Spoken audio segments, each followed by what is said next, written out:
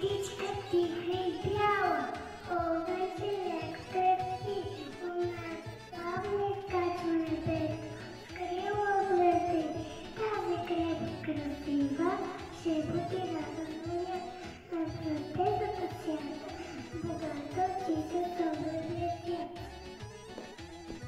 Родители, баби и дядовци, добре дошли на нашия празник.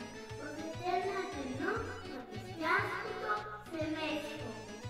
Добре дошли на този вечерен час, заедно с нашите посетители. Скидкачки и детесни, за вас родители, че докато свят светува, този ден ще се празнува. Мама и татко, две думички, които звучат толкова сладко. Те се грижат за нас и с голяма обич се стараят да ни предпазват от болести и беди. Микела, мама, но всички не са дадени от двама. Но двама ги отглеждат с обича по-голяма. Са тези двама, татко и мама. Приятели, освен мама и татко, имам баби и дядовци. Те също много обичат, а преди години се грижат за нашите родители. Това е нашето българско християнско семейство, което е храбро и което трябва да се учи на добро.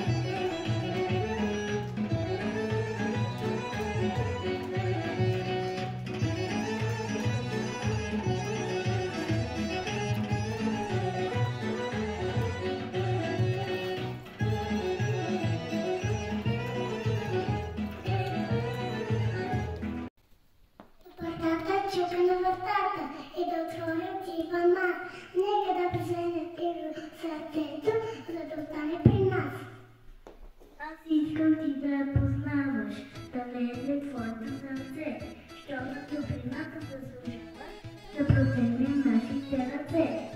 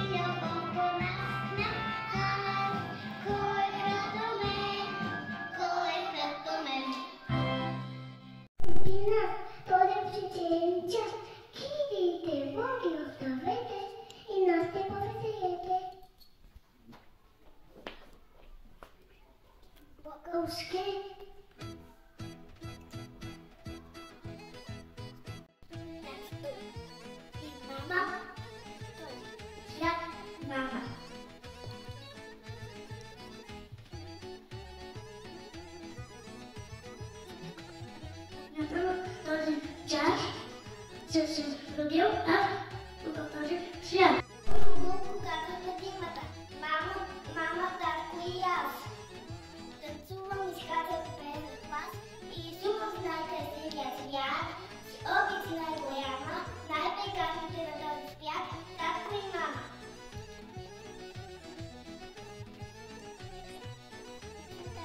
За добрина. Татко вече там аз.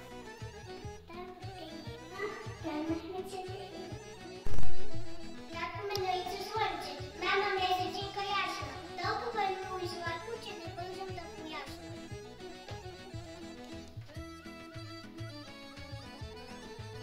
Най-обичана се дума. Япи татко, япи мама. Когато се почувства, те ме чувстват двама. Едно е слънчето, едно е луна, едно е носре, една баба. На всяка къща по-типа е хлеб, а една за всички земята не е голема, а един е татко, който ни те гръща, а една е мама на света. Следващия поздрав за татко наричаме, защото татко много да обичаме. Моя татко всичко може, няма нищо да отложи, пазарува, чисти и помага, а това е истинското няма. Мама казва мъж места, баба казва си скала, а за мен татко е герой, всичко може той.